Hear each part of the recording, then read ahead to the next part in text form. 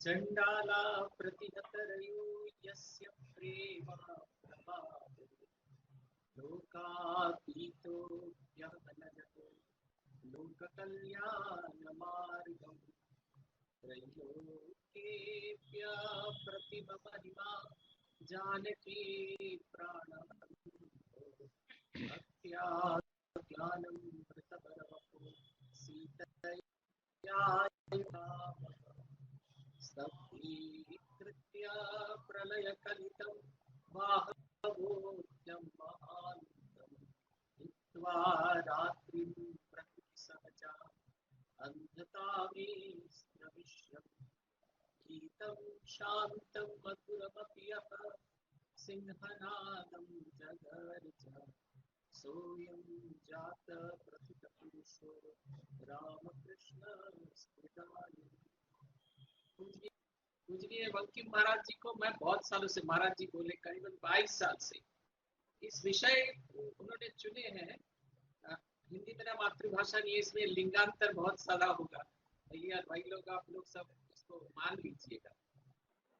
पूजनीय आत्मस्थानंद जी के पास हम लोग ज्वाइन किए थे। ज्वाइन करने के बाद में एक बार दक्षिणेश्वर भेजा गया, तो दक्षिणेश्वर गए हम लोग।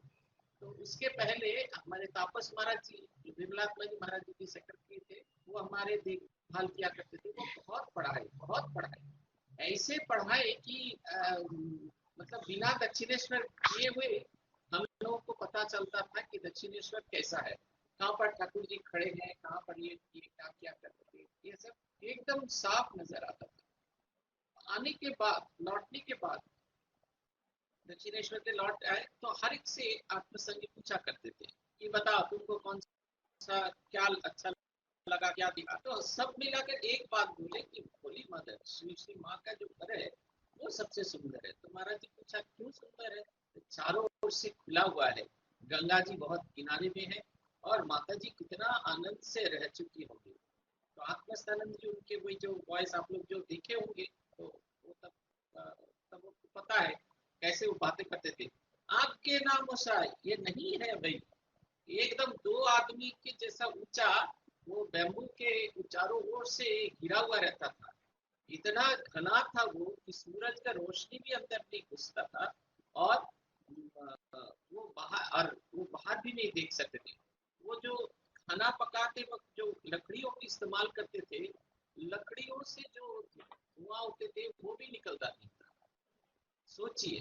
फिर उसके बाद इस घटना के कुछ साल बाद हम दक्षिणेश्वर गए और दक्षिणेश्वर जाने के बाद हमें इच्छा हुई कि माँ जिस घर में रहती थी उसके ऊपर वाला जो घर जहाँ पर चंद्रामणि देवी बाद में मास्टर से थे वो देख के आओ।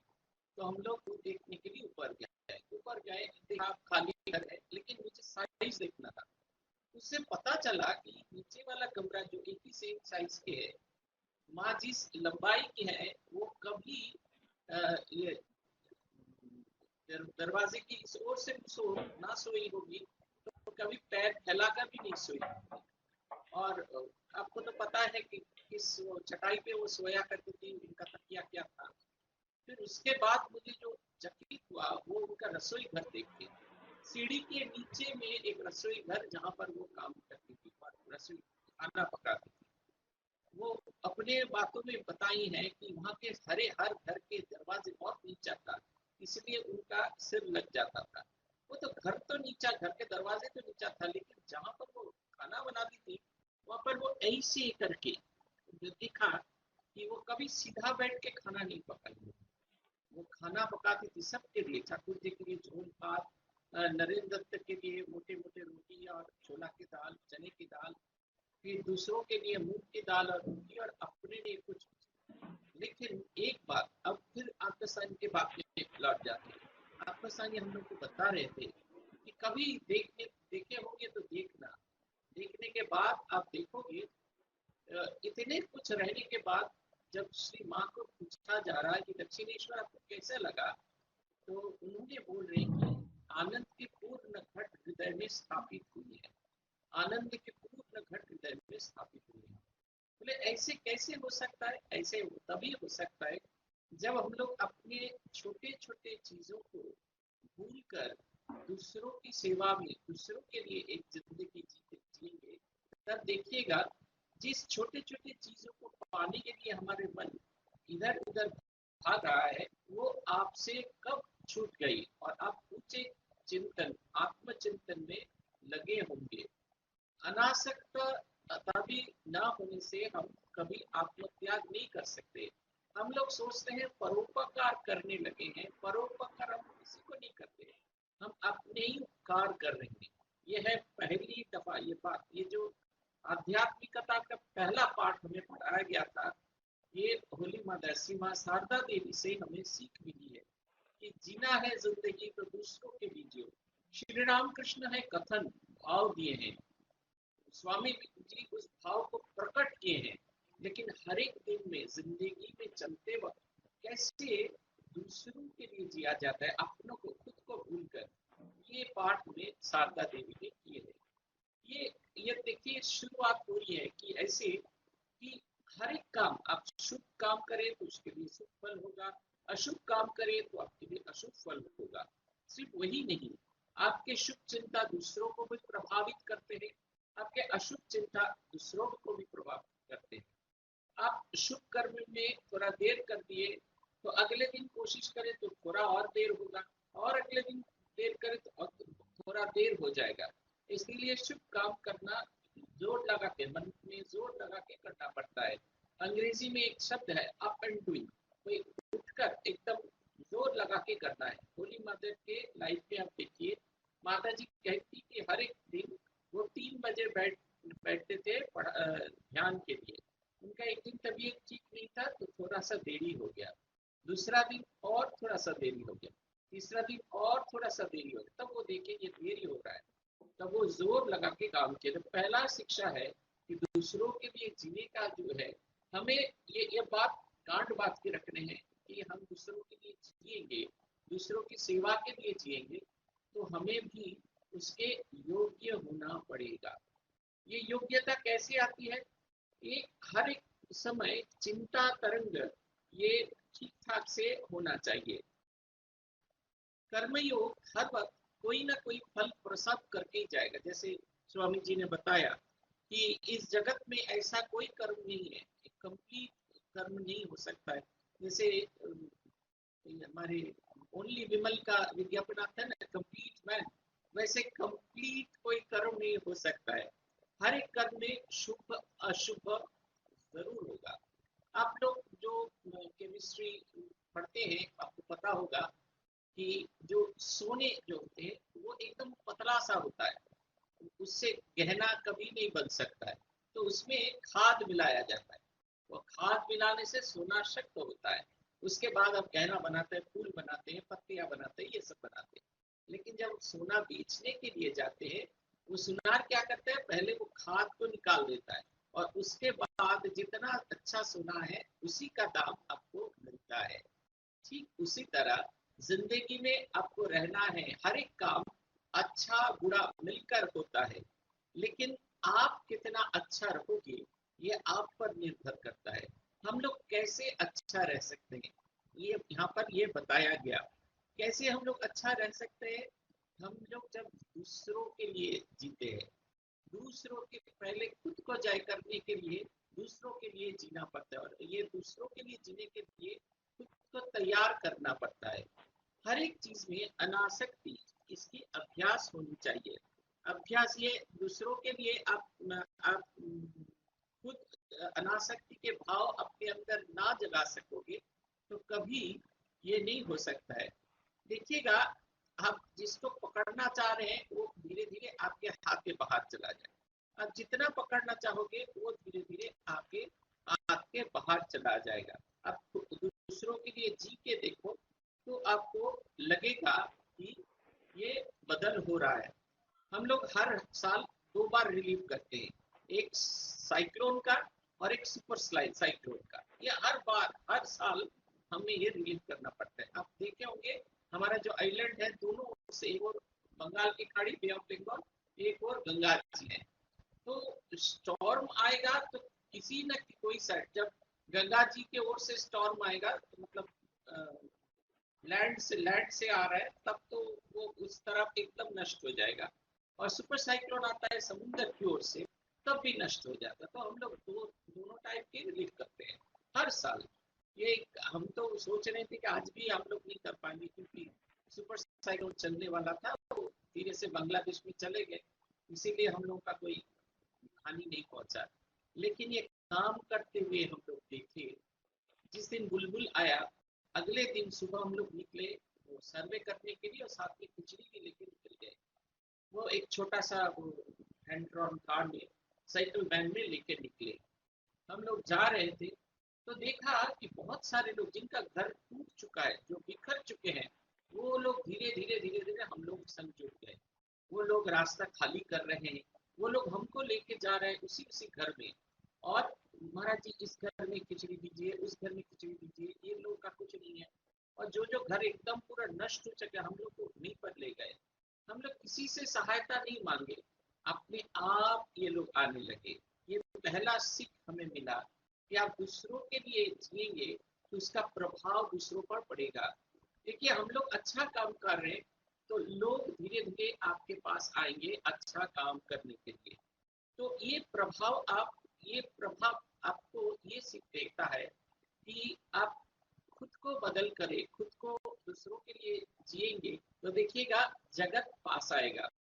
विरजानंद जी के एक बंगला शब्द है, वो बोलते हैं আপনাকে দাও আপনাকে পাবে, পর আপন হবে, যে যত নিজেকে বাঁচাবে।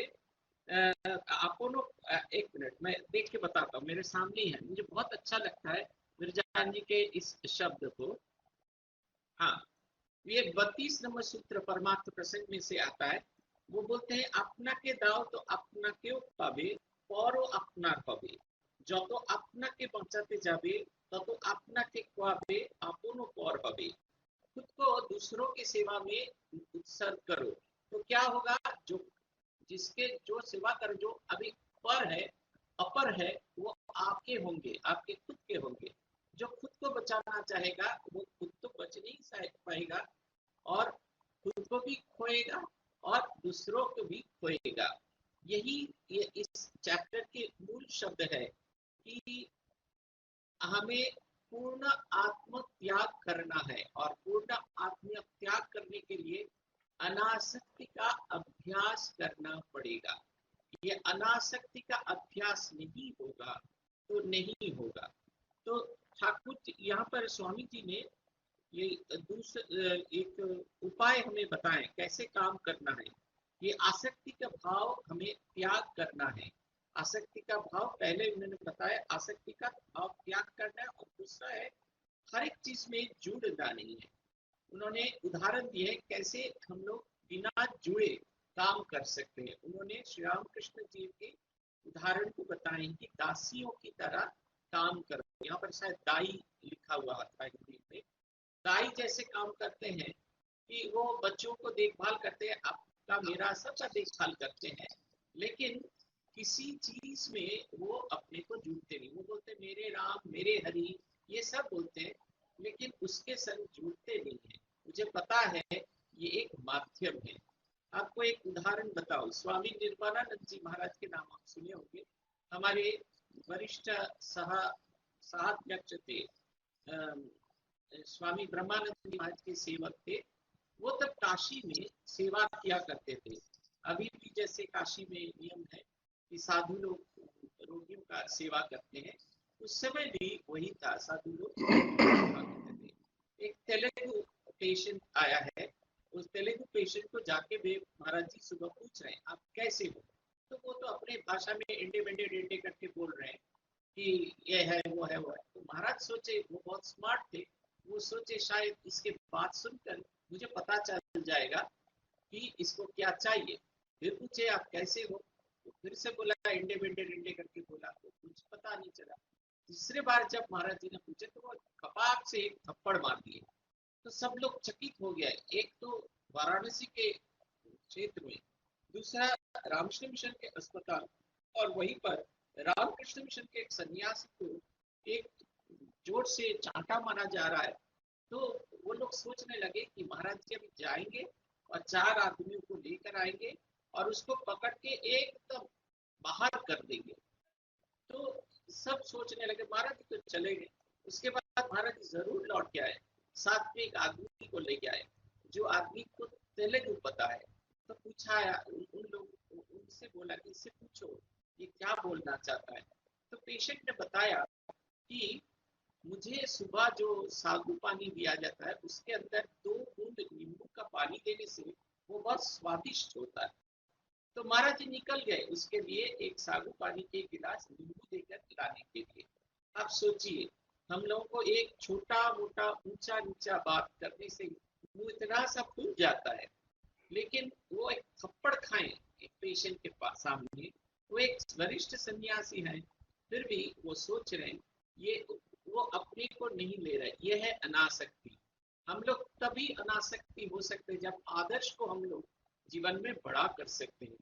जैसे स्वामी जी ने बताए कि ये आसक्ति के भाव हमें त्याग करना है।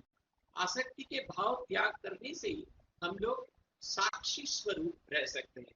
हमारे गुरु के ध्यान में बताया गया है, ब्रह्मानंदम परम सुखदम केवलम ज्ञान मुक्ति द्वंद्वातीतम गगन सदृशम सर्व साक्षी भूतम।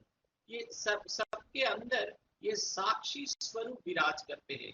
ये एक बुद्धि है, गुरु बुद्धि है, जो सबके अंदर साक्षी स्वरूप विराज करते हैं। सोचिए, आप क्रिकेट मैच देख रहे हैं, इंडिया पाकिस्तान क्रिकेट मैच देख रहे हैं, वो लाहौर में खेला जा रहा है और सचिन ने वो एक शॉट लगाए, वो 6 होने वाला था लेकिन वो शॉट थोड़ा धीमा था इसीलिए 4 हो गए। आप क्रिकेट टीवी के सामने बैठ के सचिन को कितने सारे उपदेश देने लगे, अरे भाई सचिन तरह जोर से खेला करो तब ना 6 होता, अरे शोएब अख्तर वैसे तो बॉल करेगा ही, तुम तो उसको तो जोर से पकड़ के लगता है। वो लाहौर में बैठे ना तो सचिन आपका उपदेश सुन पा रहा है, नहीं शोएब अख्तर सुन पा रहा है, लेकिन आप बोल रहे हैं, आप इसके संग जुड़ गए, ऐसे जुड़ गए, आप कोई दल में नहीं है, ना पाकिस्तान में ना भारत में, आप अच्छे क्रिकेट देख रहे हैं, आप साक्षी स्वरूप बोल रहे हैं कि ये गेम कैसे हैंडल करना है। ठीक उसी तरह हर काम में साक्षी स्वरूप रहना है, तभी आप देख पाइएगा कि आप ठीक ठाक से काम कर रहे हैं, कर पा रहे हैं। ये जितना अभ्यास होगा, ये जितना अभ्यास होगा, देखिएगा एक अनासक्ति रूप में आएगा। ये जब तक ना आए तब तक हम लोग काम नहीं कर पाएंगे। ये इस अध्याय में एक जगह बताया गया कि हर वक्त सोचो कि आप खुद नहीं दे रहे हो। स्वामी शारदानंद जी के पास, ये स्वामी अशीशानंद के स्मृति ग्रंथ में स्वामी शारदानंद के बारे में बताया, एक दल, एक जैसे रिलीफ टीम होता है, रिलीफ टीम, आशीषानंद जी एक रिलीफ टीम में गए थे, बांकुरा में शायद बाढ़ आई थी, वहां पर रिलीफ करने के लिए। रिलीफ का किए 1.5 महीना बाद वो आए, शारदानंद जी को रिपोर्ट कर रहे हैं। शारदानंद जी को पूछे, शारदानंद जी पूछे क्या दिया आपने? महाराज जी हम लोग जब गए थे बहुत पानी था, कई चिड़ा गुड़ ये सब दिया, कुछ दिनों बाद जब पानी घटने लगा तब खिचड़ी बना के खिलाया, जब पानी एकदम ठीक हो गया, सब घर साफ हो गया, तो चावल डाल ऐसा सूखे आइटम दे के हम लोग चले आए। सरदार जी फिर पूछे आप लोग क्या दिए? तो शशांक जी बोले बूढ़े हो गए, शायद आदमी सुनाई नहीं देता है, फिर से रिपीट करो। तो फिर से रिपीट किए। फिर वो जब रिपीटेशन कंप्लीट हो गया, सरदार जी फिर पूछा कि क्या दिया? तब आशीषानी को लगा कि ये कुछ दूसरा कुछ बोलना चाहते हैं। तब उन्होंने पूछा महाराज जी आप क्या बोलना चाहते हैं? तब सारदार जी ने बोला दूसरों की संपत्ति दूसरों को दे रहे हो, तुम खुद क्या दे सकते हो? तुम दे सकते हो अपना प्रेम, अपना अपना एक क्या बोलते हैं ना, एकजुटपन। जैसे you can only convey your love, you can only convey your affection, you can only convey your prayers to them, your affection, your attachment to them. This you can give, this much you can give. आप इतना ही दे सकते हो, इसके अलावा कुछ नहीं दे सकते हो। सच मानिए तो हम लोग किसी को जो रिलीफ करते हैं या किसी के काम करते हैं, कुछ नहीं देख सकते हैं। दे सकते हैं हमारे हृदय के भावनाओं को दे सकते हैं, शुभ बोध को दे सकते हैं। अनासक्ति पूर्ण आत्मत्याग, आत्मत्याग तभी संभव है जब हम ये अनासक्ति अभ्यास करें। हर काम में है लेकिन किसी काम में जुड़े नहीं है। हाँ, सबको सेवा कर रहे हैं, सबको कर रहे हैं, लेकिन उसके संग हम लोग जो दे पा रहे हैं, हमारे अंदर के जो ईश्वरीय शक्ति हृदय में दिया गया है वो दे रहे हैं। और इसके जितने प्रयोग आप करेंगे, जितने प्रयोग आप करेंगे, आपका हृदय बढ़ता ही जाएगा। स्वामी जी बोल रहे हैं ना, education is the manifestation of the perfection already in man. Religion is the manifestation of the divinity already in man. देखिए यहाँ पर तीन बात रिपीट किया जा रहा है, मैनिफेस्टेशन और ऑलरेडी इन मैन। देखिए जो भी वो कंप्लीटनेस हो या डिविनिटी हो, जो भी हो, वो आप मैनिफेस्ट कर रहे हैं। जितना आप लोगों की सेवा करोगे, आप मैनिफेस्ट कर रहे हो। हम लोग समझते नहीं है ये दिव्य गुण हमें अंदर है। सोचिए इस मंडली के इस ग्रुप डिस्कशन के बाद अब घर गए, जाके देखा कि आपके माता जी बहुत बीमार है, घर में और कोई नहीं, तब क्या करेंगे? तब जल्दी से आप एक थर्मोमीटर लगाएंगे, फिर नापेंगे बुखार कितना है, फिर उसके बाद ज्यादा है तो एक कैल्पॉल 650 देंगे, जलपट्टी लगाएंगे, फिर डॉक्टर कम नहीं हुआ तो फिर डॉक्टर को फोन करेंगे, डॉक्टर जो दवाई प्रेस्क्राइब करेंगे वो जाके खरीद के लाएंगे, फिर दोपहर का खाना बनाएंगे, माता जी को हेल्प करेंगे खाने के लिए, फिर और बढ़ गया तो सिर धोएंगे, ये सब करेंगे। शाम से माता जी के कोई बुखार नहीं है। तो आप जो काम किए हैं ये है, इसको कहते हैं सेवा। ये करने के लिए आप माता जी को बोले नहीं, माता जी आप सोए रहो, मैं थोड़ा एक नर्सिंग इंस्टीट्यूट में जाओ और जाके थोड़ा नर्सिंग ट्रेनिंग लेके आओ और सेवा करने दो, उसके बाद आपको सेवा करने दो। ऐसा नहीं किए, आप वही काम किए, ये आपके अंदर है। फिर वही हम लोग बता रहे, अनासक्ति और आसक्ति दोनों चीज ही हमारे अंदर है। जितना इस अनासक्ति को हम लोग अभ्यास करेंगे, ये अनासक्ति के विकास होगा, आसक्ति कमते जाएंगे। इस चीज को समझिए, इस पृथ्वी में हर दिन रहने का दिन कमते जा रहे हैं, तो ये पार्थिव जिनिस पर आसक्ति कम करके अनासक्त होने का कोशिश करेंगे। यहाँ पर एक कहानी बताया गया है इसमें स्टोरी में, इस अध्याय के अंत में एक कहानी बताया गया व्यास देव के पुत्र शुकदेव के बारे में, जिनको व्यास देव ने ब्रह्म ज्ञान की ज्ञान दी। फिर उनको विदेहराज के पास भेजा गया, विदेहराज हमारे जनक राज को पास भेजा गया। विदेहराज क्यों कहा जाता था? क्योंकि देह ज्ञान शून्य, विदेह, जिनके देह के बारे में कुछ पता नहीं है, जो इसके ज्ञान एकदम ही नहीं था, उनका मन इस शरीर के बाहर था, तो उनके पास भेजा गया। जब राजा को पता चला कि शुकदेव आए हैं तो बताया ठीक है, उसको बाहर में बिठा के रखो। तो दरबार लोग एक कुर्सी दिए और वहीं पर उनको 4 दिन बिठाया गया। फिर उसके बाद कुछ दिन बाद उन्होंने क्या किया, उनको अंदर में लेके, राजा अमर्त्य सब अंदर में लेके गए और जाकर 8 दिनों तक बहुत खातिरदारी की गई। फिर उसके बाद उनको राज सभा में ले गया। राजसभा में जाने के बाद जनक राजा उनके हाथ में एक कटोरी दूध दिए और बोले चारों ओर नृत्य हो रहा है, इसी के अंदर 7 बार घूम के आ जाओ, लेकिन देखना एक बूंद भी नहीं पड़ा होगा, एक बूंद भी नहीं, एक बूंद दूध जमीन में नहीं पड़ना चाहिए। वो घूम के आए। देखा गया जब वो 3 दिन तक वो दरवाजे पे बैठे था, उनका मन का जैसा गति था, 8 दिन ये भोग विलास में उनका मन का गति वैसा ही था। और उसके बाद जब वो जनक राजा की राजसभा में घूम रहे थे, उनका गति वही था, अनासक्त थे वो हर चीज में। ये अभ्यास करना है। तब राजा जनक राज ने बताया कि आपको पिता आपको जो कहे हैं वही मैं कहता हूँ कि आपको आपकी ब्रह्म ज्ञान हुई है। हम लोग आसक्त होने से क्या होगा, स्वामी जी बोलते हैं, बंगला से बताते हैं, যে ব্যক্তি নিজেকে বশীভূত করেছে বাইরের আর কোনো বস্তু তাহার উপর ক্রিয়া করতে পারে না, তাহাকে আর কারো দাসত্ব করতে হয় না, তাহার মন মুক্ত। तो जो अपने को जय किए, खुद को, हमको मन की शक्ति देना, मन की जय करे, दूसरों को जय से पहले खुद को जय करे। जो खुद को जय कर चुके हैं, कोई एक कोई किसी उसको अपने अंदर नहीं ला सकता है।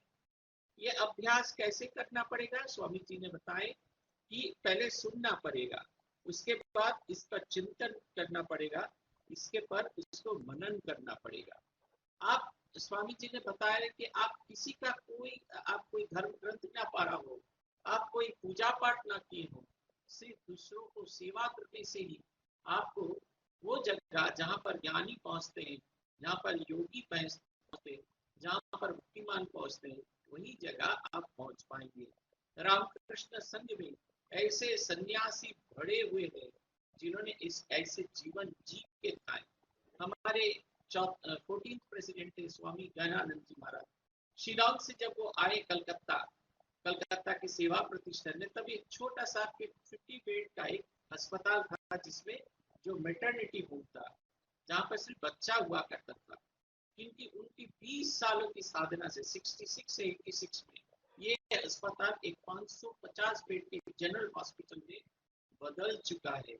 समस्त दिन सिर्फ अस्पताल की कोई एक जिंदगी को लेकर, कोई एक आदर्श को लेके वो ऐसे जिए कि जिंदगी उनके सामने छोटा पड़ गया। वो दिखाए हर एक काम कर रहे थे, लेकिन उन पर उनका कोई आसक्ति नहीं था। जब 1986 में उन्हें बताया गया कि आप रामकृष्ण संघ के असिस्टेंट सेक्रेटरी होंगे, आपको एक समय, मतलब दिन के एक भाग बेलूर मठ में बिताना पड़ेगा और दूसरा भाग आपको सेवा प्रतिष्ठान में बिताना पड़ेगा। तो उन्होंने राजी हो गए और यही किए अगले 3 सालों तक। फिर एक दिन बताया गया आपको सेवा प्रतिष्ठान अभी छोड़ना पड़ेगा, वो उसी समय छोड़ के आ गए और एक बड़े काम के लिए। 1943 में जन्म हुआ था पाथुरिया घाटा एक स्टूडेंट्स हो, वहां पर रखा गया स्वामी लोकेश्वरानंद जी को। फिर धीरे धीरे बहुत कष्ट करके 1956 में वे लोग आ गए नरेंद्रपुर में। तब ये छोटा सा गांव, दिन में एक ही बार ट्रेन जाया करता था। ये सब हम खत्म करने वाले हैं। तब ये काम करते थे, एक ही दिन में एक ही बार ट्रेन आया करता था। तो उसी समय वो कष्ट करके स्कूल बनाए। फिर 1972 में हमारे जो न्यू डिस्कवरीज ये मेरी लुई बार, वो कलकत्ता आए थे। उनको एयरपोर्ट में रिसीव करके वे बेलूर मठ आ रहे थे। जैसे बेलूर मठ आए पहुंचे तो गंभीरानंद जी महाराज ने बताए कि कान्हा, तुमको अभी नरेंद्रपुर नहीं जाना है, यहीं से सीधा गोलपार जाओ, क्योंकि वहां पर बहुत समस्या है। अपने हाथों से बनाई हुई संस्था को साथों साथ छोड़ के आ गए दूसरों के काम के लिए। यही है अनासक्ति। ये पढ़ के हमें जितना धारणा हो सकता है, ये जिंदगी हमारे सामने खुली हुई है। ये जिंदगी करके दिखाए कि कैसे दूसरों के लिए जिया जाता है और उसके अंदर हमारा आसक्ति शून्य होता है। यही है हमारा आज का कथन। बोलिए। तो अभी किसी के कुछ प्रश्न हो तो महाराज थोड़ा सा प्रश्न। हाँ, जी आशीष भैया। प्रणाम महाराज जी। नमस्कार। महाराज जी, स्वामी जी कह रहे हैं कि अत्यंत कमजोरी कभी कभी बड़ी साधुता और सबलता का रूप धारण कर लेती है। हाँ, ये लाइन मुझे समझ में नहीं, अत्यंत कमजोरी और बड़ी बड़ी साधुता और सबलता। हमसे कुछ नहीं होगा, हम कुछ नहीं कर पाएंगे, तो इसको हम लोग साधुता के रूप में लगाते हैं। देखिए, तीनों गुण हैं, सत्व गुण है, रजगुण है, तम गुण है। सत्व गुण से हम लोग उच्च चिंता करते हैं, उच्च काम करते हैं। रजगुण से हम लोग बहुत काम करते हैं, लेकिन कभी कभी हम लोग उद्देश्य ठीक नहीं रहता है। लेकिन तमोगुण में हम लोग सोते हैं, जागते नहीं है, नीचे चिंता करते हैं। लेकिन तमगुण में एक शांत सा भाव है। इसीलिए कहा गया कि सत्वगुण और तमगुण देखने में एक ही जैसे है, दोनों ही शांत है। लेकिन जब हम लोग कुछ नहीं कर पाते, तब हम लोग ढेक लगाते हैं, एक क्लोक पहन लेते हैं साधुता की। मैं कितनी साधु हूँ, कितनी कुछ हूँ, मैं किसी से नहीं करता हूँ, लेकिन क्योंकि मैं करने लायक नहीं, इसी कारण से। स्वामी जी बोले ना, never say no, never say I can not. कभी ना नहीं बोलना, कभी नहीं बोलना हमसे नहीं होगा। नहीं, हमसे नहीं होगा। जो लोग नहीं बोलते हैं वो लोग इस रूप से आते हैं, वो अपने को साधुता के रूप में आते हैं। ये कितने हम लोग करते हैं, देखिएगा। ये भारत में एक धारणा है, आप जितना धार्मिक है आप उतना कैलस है। आपके शर्ट के कमीज के बटन खुले हुए रहेंगे, आपके आप ठीक से कंघी नहीं करेंगे। हाँ, आपका एक एक और जूता ऐसा रहेगा, आप अच्छा का सब्जी नहीं खरीद सकते हैं, क्योंकि ये आदमी बहुत स्पिरिचुअल है। लोग सोचते हैं स्पिरिचुअल होना, भारत में ये सोचते हैं स्पिरिचुअल होना थोड़ा सा नहीं नहीं दिखाने से स्पिरिचुअल नहीं होगा। तो यही रूप धारण करते हैं। जो लोग नॉन स्पिरिचुअल हैं वो लोग ये साधुता के रूप धारण करते हैं। ये शांतानंद जी और गुरुमाता श्री शारदा देवी के जो कन्वर्सेशन है, माया कथा में पहला खंड में एकदम अंत जो है वहीं पर आप जाइएगा। पहला प्रश्न, माँ मुझे कैसा रहना है, माँ एकदम सीधा बोल रही है कि नॉर्मल रहो, एक नॉर्मल जिंदगी बिताओ। हम लोग देखे हैं, साधु होने के बाद भी देखे हैं, बहुत लड़के साधु होने के लिए आते हैं, ऐसे हाथ लगा के रहते हैं, आंखें मूंद मूंद के रहते हैं, लेकिन वो साधुता नहीं है। वो एक साधुता का ढोंग है। ये ढोंग आप ज्यादा देर तक नहीं दिखा सकते। धन्यवाद। जी, और कोई प्रश्न किसी का? जी शुभम भैया। हेलो। हाँ शुभम जी, आपको दिखाई नहीं दे रहा है? जी महाराज जी, आवाज आ रही है मेरी? हाँ, योर वॉइस विदाउट साउंड। या तो महाराज जी, मेरा कहना ये था कि जैसे अभी क्या है कि पूर्ण रूप से क्या मैं का भाव जा सकता है? जैसे इस संसार में रहते हुए मैं का भाव तो बहुत सारी हाँ, चीजों में जा रहता सकता है, है, जा सकता है, जा सकता है। मैं का तो भाव तो उसमें जाता है। तो आप अपने बच्चों के लिए, बच्चों को ज्यादा ट्रेनिंग देना है, तो जी जितना रोजगार करते हैं वो काफी नहीं है। तो आप अपने सुख सुविधा को छोड़ के ओवर टाइम नहीं करते हैं, ट्यूशन नहीं करते हैं। मैं का भाव तो जाता ही है, लेकिन अनकॉन्शियसली जाता है। इसको कॉन्शियसली लाना है, तब देखिएगा मैं का भाव चला जाएगा। जाता ही है। जी हम लोग कॉन्शियस नहीं है, मतलब ये चला जा रहा है, ये मेरे अंदर नहीं है, इस बारे में हम लोग कॉन्शियस नहीं है। कि कॉन्शियस के सामने से ही हो जाएगा। देखिएगा, अभी बोले ना आपके माँ बहुत बीमार है, आप भागा भागा जाके ऑफिस से आए, खाना बनाएंगे, केक कर रहे हैं, इसकी सेवा। ये तो मैं का भी, तो आपने को खुद को भूल जाना। मैं का भाव जाने का मतलब है ऐसा काम करना कि खुद को भूल जाना। हमारा जो ये शरीर है इसको भूल जाना। हम तो वही करते हैं, ऑफिस से भागे भागे आते हैं, परेशान है, थोड़ा सा मुंह हाथ धो के खाना बनाना शुरू कर देते हैं, क्योंकि माता जी को 8 बजे खिलाना है। मैं का भाव गया कि कहाँ मैं, अब क्या माँ को बताती है, माँ देखो मैं आया, मैं अभी मुंह धोऊंगा, अभी मैं खाना बनाऊंगा, आपके लिए कर रहा हूँ, ऐसे तो नहीं कहते ना। संसार में रह के ही जाता है। पिता माता हमारे लिए जो सेवा करते हैं, मैं का भाव चला जाता जी महाराज। मतलब इसमें एक्चुअली मैं थोड़ा सा और ये स्पष्ट करना चाह रहा था, क्योंकि मतलब जैसे अभी हम संसार में हैं और जैसे शरीर है, मतलब जब तक इस संसार में है सारे प्रयास अनाशक्ति का हो या मुक्ति के लिए हो या मोक्ष के लिए हो, सारे प्रयास इस संसार में रह के ही कर सकते हैं। है। हाँ, कर जी, सकते हैं। हम लोग तो आकाश फिर से, हम लोग आकाश से टपके नहीं, तो आपके संसार से ही तो आए गए। जी जी हमारा हम सबों का त्याग किसने दिए है? पिताजी माताजी, उन्होंने तो इंजेक्ट किए। उनके पास ये था, इसीलिए तो इंजेक्ट कर पाए ना। जी जी यहाँ पर ही होगा, लेकिन आपको थोड़ा कॉन्शियस रहना है। जी महाराज। अनकॉन्शियसली लाइफ लीड करने का कोई मतलब संसारी और सन्यासियों के बीच में फर्क कोई नहीं है। एक भगवा पहन के ईश्वर की खोज में निकला है, एक लाल नीला पीला ये हरा ये पहन के निकला है। लेकिन एक चीज दोनों में ही आना चाहिए, मैं कॉन्शियसली ये काम कर रहा हूँ, ये कॉन्शियसनेस आना चाहिए। ये कॉन्शियसनेस सन्यासी को अंदर नहीं आएगा तो उन्हें भी मुक्ति नहीं मिलेगी। ये गृहों को कॉन्शियसनेस नहीं आएगा तो उन्हें भी नहीं मिलेगी। ऐसा नहीं है घर छोड़ दिए, भगवा पहन दिए, बस हो गया, ऐसा नहीं होता है। ऐसा नहीं होता है। आपको स्थानंद जी संन्यास देते वक्त मैं तो बहुत साल उनको हेल्प की। संन्यास लेने के बाद जब वो पहले मीटिंग करते थे तब वो बोलते थे, देखो भैया, पिता माता को देखा नहीं, उनकी सेवा नहीं किया, ये बहुत बड़ा काम नहीं किए हो। अभी कॉन्शियसली एक अच्छा साधु जीवन बिता के दिखाना है कि वो जो काम आपने किए नहीं, उसका अभी उसका अपमोदन करना है। जब छोटे बच्चों को दीक्षा दिया करते थे, मतलब अनमैरिड बच्चों को दीक्षा दिया करते थे, दीक्षा के अंत ये बात को जरूर बताते थे, बोलते थे कि ये जिंदगी क्या है, साधन क्या है, साधन कैसे करना है, ये पता चला। अब एक जिंदगी बिता के दिखाओ ताकि दूर से लोग आपको उंगली ऐसे दिखाकर बोल सकते, ये रामकृष्ण विवेकानंद करता है। रामकृष्ण विवेकानंद करना मतलब ये नहीं है कि हर दिन मंडली में आना है, हर दिन आश्रम में आना है, हर दिन सेवा करना है।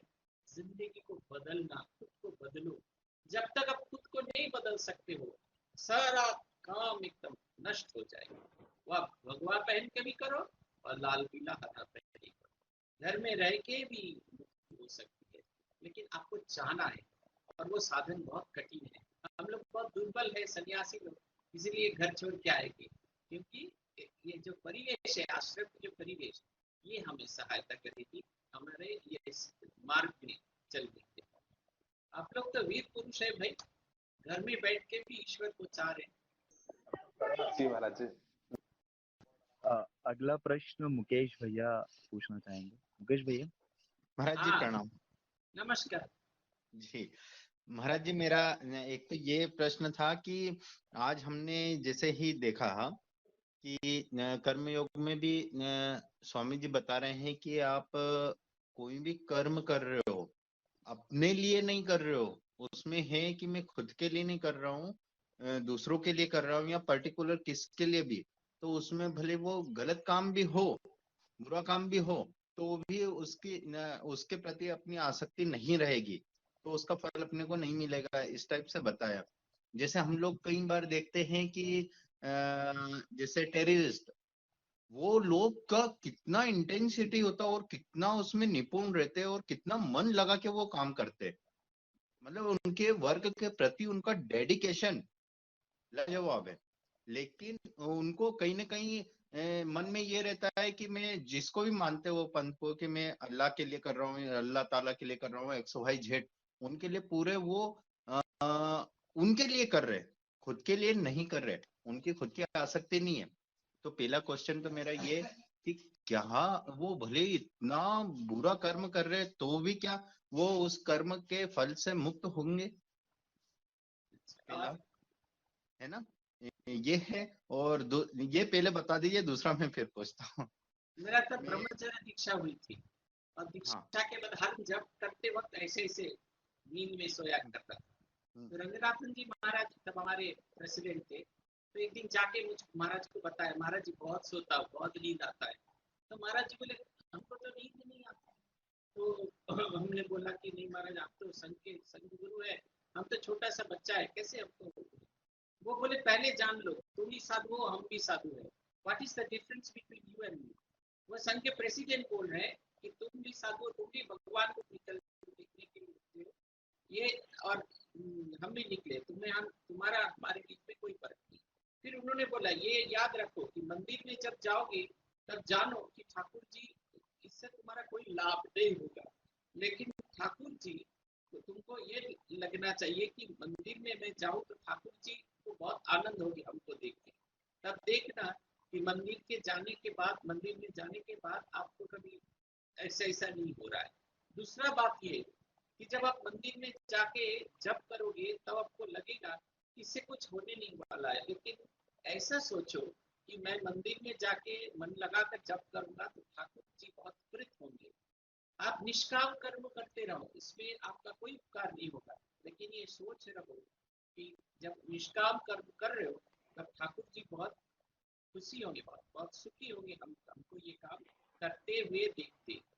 बोलते हैं ये एटीट्यूड बदलना है जिंदगी के। आपको उग्रवादियों का बता रहे थे ना, इन लोगों का एटीट्यूड ये है, ये एटीट्यूड उन्होंने अल्लाह ताला के खुशी के लिए कर रहे हैं। वो खराब काम करे या जो भी काम करे, ये एटीट्यूड हमें लेना है। वो रंगनाथन जी महाराज एक श्लोक हमें बताए, प्रियता पुंडरीकाक्ष सर्वयज्ञेश्वरो हरि तस्मिन् तुष्ट जगत तुष्टम प्रणीते प्रणीतो जगत। तुम तुष्ट होगे तो ये सारा जगत तुष्ट होगा, और तुम रुष्ट होगे तो ये सारा जगत में सब हम पर तुष्ट है, तो भी मेरा कुछ नहीं होने वाला है। जिंदगी का एटीट्यूड बदलना है, मैं किसके लिए काम कर रहा हूँ। I am working for Guru Maharaj. ये रंगनाथन जी हमें बताए थे कि जिंदगी ये एटीट्यूड बदल लो कि मैं गुरु महाराज जी के लिए काम कर रहा हूँ, तो देखोगे कि काम करने की दुगना स्फूर्ति होगी, और जो भी काम करोगे तुमको लगेगा कि वो तुम्हारे सामने बैठे हुए हैं, वो देख रहे हैं। ब्रदर लॉरेंस की कहानी जरूर सुने होंगे, बहुत कम पढ़ाई लिखाई करके वो क्रिश्चियन चर्च में आए। अब वो सोच रहे थे कि इसको ये क्या काम दिया जाए, तो डिश वॉशर के काम दिए। ब्रेकफास्ट हो गया, पूरा चर्च के जितने कप प्लेट है सब चला गया किचन में। ब्रदर लॉरेंस वो साफ करने लगे और सोचने लगे कि ईसा मसीह खड़े हुए का काम देख रहे हैं। फिर उसके बाद दोपहर का खाना फिर वो साफ कर रहे थे कि ईसा मसीह खड़े, वो सोचा करते थे। लेकिन एक दिन सच में ईसा मसीह आए, उनको दर्शन दिए, उनके अनुभव की कहानी practice of the presence of Lord ये ग्रंथ में महाराज जी बहुत बताते थे कि जिंदगी में लक्ष्य को ठीक करो, इसलिए काम करो, for whom you are working, Thakur ji के लिए या अपने लिए। और ये लक्ष्य थोड़ा अपने से घुमा कर ठाकुर जी की ओर ले जाओ, तो देखोगे हर काम ठीक ठाक से कर रहे हो। जैसे लश्करी तैयबा लोग वो काम करते हैं अल्लाह की खुशी, वो सोचते हैं इससे अल्लाह खुश होंगे, तो ये वैसे ही करते हैं वो लोग। यही शक्ति लोगों की कल्याण के लिए दिया जाए तो बहुत काम हो सकता है। हमारे जो चरण शोभराज है करीबन 22 तो लैंग्वेज में वो फ्लुएंट थे। 7-8 देश के जितने सारे आइन है, लॉ है, ये सब उनके अंदर है, लेकिन वो दूसरों को ठगने के लिए इसका इस्तेमाल करते थे। सोचिए ये काम लोगों की भलाई के लिए करते हैं, तो उनके जैसे महान आदमी कभी नहीं होता है। इसीलिए पहले आप सोच लिए किसके लिए काम कर रहे हैं, for whom you are working. देखिएगा जिंदगी अपने आप बदल हो जाएगी। महाराज जी जिंदगी कुछ भी नहीं, ये तेरी मेरी कहानी है भाई। हाँ? मतलब कि वो उस पाप का फल भोगने से मुक्त रहेंगे, ऐसा है? ना पाप का फल भोगने से नहीं है, वो तो पाप या पुण्य कर्म है, वो तो दूसरा है। वो सोच रहे, वो जब काम कर रहे वो तब तो सोच रहे इससे अल्लाह प्रीत होंगे। उन्हें पता नहीं तो अल्लाह खुशी होंगे कि नहीं, ये तो उन्हें पता नहीं। उन्हें बताया जाए इस काम में अल्लाह खुश रहेंगे। सोचिए आपको बताया कि शिवाजी महाराज लड़कियों को छेड़ने से खुशी रहेंगे, तो आप शिवाजी महाराज के खुशी के लिए करने लगे। लेकिन आपको पता है क्या शिवाजी महाराज की, इसलिए तो शिवाजी महाराज को जानना बहुत जरूरी है ना। जब आप शिवाजी महाराज को जान गए तो आपको पता ही चलेगा कि लड़कियों को छेड़ने से शिवाजी महाराज कभी खुशी नहीं होती। उसी तरह ईश्वर को जानना है, तब ना पता है ईश्वर क्या है, ये तो जानना है। ये जानने से आपको ही पता चल जाएगा कौन सा कर्म में ये तुष्ट है, कौन सा कर्म में ये तुष्ट नहीं है। महाराज जी और एक छोटा सा क्वेश्चन ये है कि बहुत ही छोटी सी चीज है लेकिन बहुत गहरी है कि हमको पता चल गया अनासक्ति का पावर क्या है। महाराज जी भी बोले, ठाकुर जी भी बोले, माँ भी बोली, और कई जगह हमको पढ़ने में भी आ रहा, साधु चर्चाओं में भी ये चीज निकल के आती है कि अनासक्त होना है। पर अनासक्ति को धारण हम अपने जीवन में कैसे करें, सरलता से कैसे दैनिक जीवन में उतारे महाराज जी सर, वो मैं चाहता हूँ आसान शब्दों में कैसे हम वो आसानी से कैसे पाएंगे? हाँ? नहीं मतलब अनासक्ति को हम अपने जीवन में कैसे रूपांतरित करें, कैसे हमारे नित्य कर्म अनासक्ति से बन जाए। आपके घर में माँ है तो ना, माँ भाई बहन है तो हाँ, माँ कैसे करती है? अनासक्ति से करते हैं ना। अपना आपको जो खाना पसंद है आपको ज्यादा देती है, तो आप पूछे माँ तुम्हारे पास खाना है तो हाँ मेरे पास बहुत है भाई, तुम ये खाओ। अनासक्ति नहीं है, इसलिए करते हैं क्योंकि वो आपसे बहुत प्यार करते हैं। जिंदगी से प्यार करिए, दूसरों से प्यार करिए, अनासक्ति अपने आप आएगी। प्रसाद भैया का एक प्रश्न है। भैया महाराज प्रणाम। जय श्री राम कृष्ण जी। महाराज, हम अनासक्त के भाव से जब कर्तव्य करते हैं, हम जैसे ऑफिस का कार्य करते हैं, बिजनेस का करते हैं, तो वहां पर हम वहां पर भी कष्ट पाते हैं, तो वहां पर अनासक्त भाव कैसे रखें? कष्ट पाते हैं इसलिए। हाँ बताइए पूरा क्वेश्चन। जी, मान लीजिए कोई हम किसी बिजनेसमैन को सप्लाई कर रहे हैं और हमें मालूम है कि वो हमारा दुरुपयोग ले रहे हैं। आपका एटीट्यूड बिजनेस की जगह में आपका बिजनेसमैन की एटीट्यूड रहेगा, वो नहीं रहेगा तो अनासक्ति काम नहीं करेगा। बोलते हैं वही जी। क्षमा कर सकता है। बताए हर लोग बोलते हैं कि ईसा मसीह ने बताया एक गाल में एक थप्पड़ लगा दो तो दूसरे गाल ऐसे करके निकाल दो। हाँ, तभी वो ठीक ठीक रहेगा। वैसे नहीं होता है। आप एक गाल में स्क्रीन थप्पड़ स्क्रीन खाने के रोटेट बाद करना। तो आप जब बिजनेस करिएगा अपने उसूलों पर जब करिएगा वो ये कष्ट आपको भोगना ही पड़ेगा। लेकिन आप धीरे धीरे इससे शक्तिशाली होंगे। वो आपसे खराब बर्ताव कर रहे हैं, आप तो नहीं बर्ताव कर रहे, तो आप उसके लिए क्यों सोच रहे हैं? उसके लिए तो सोचना नहीं है। वो एक गाल में थप्पड़ मारने के बाद दूसरा गाल ऐसे करके निकल देना वैसा नहीं है। वो आदमी गाल निकल सकता है जे एक थप्पड़ मारने के बाद दूसरा थप्पड़ मारने का योग्यता रखता है। फिर भी नहीं करता है, लेकिन वो तभी वो क्षमाशील हो सकता है। पहले तो आपको ये योग्यता आना चाहिए आपके पास। ये योग्यता नहीं आएगा तो नहीं होगा, तो आपको कष्ट भोगना ही पड़ेगा। जी महाराज। आपको कष्ट भोगना ही पड़ेगा। लेकिन एक बात याद रखिए कि आपको लोग दुख दे सकते हैं, आपको लोग वेदना दे सकते हैं, आपको लोग आपसे खराब दुरुपयोग कर सकते हैं, ये सब हर चीज कर सकते हैं। लेकिन आपके करना चाहते हैं आप अच्छा रहे तो ठीक रहेगा। हम लोग बहुत बार ये फेस कर चुके हैं, रिलीफ करते वक्त जाके बहुत फेस किए। एक कुछ दिन पहले हम लोग ये कोरोना रिलीफ कर रहे थे, तो हमारे जो विधायक साहब है वो हमको बहुत डांटे कि आप सिर्फ बीजेपी वालों को रिलीफ दे रहे हो, हमारे लोगों को नहीं रिलीफ दे रहे। पहले दिन बताया, मैंने बोला मैं ऐसा नहीं किया। दूसरे दिन जब बताया तो मैं बहुत झाड़ा, ठीक है आप छोड़ के चले जाते हैं, आप देखो क्या कर सकते हैं। तो अगले दिन वो चुप हो गए।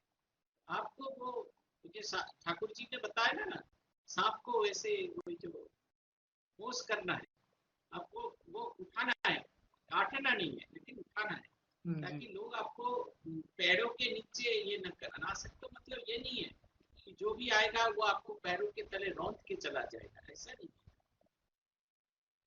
आपको अपनी जगह में बोलना ही है। अनासक्त किसी काम पे आप तो लाभ नहीं ले रहे, तो अनासक्त किसी काम। ओम शांति शांति शांति। हरि ओम तत्सत। श्री राम कृष्णार्पणमस्तु।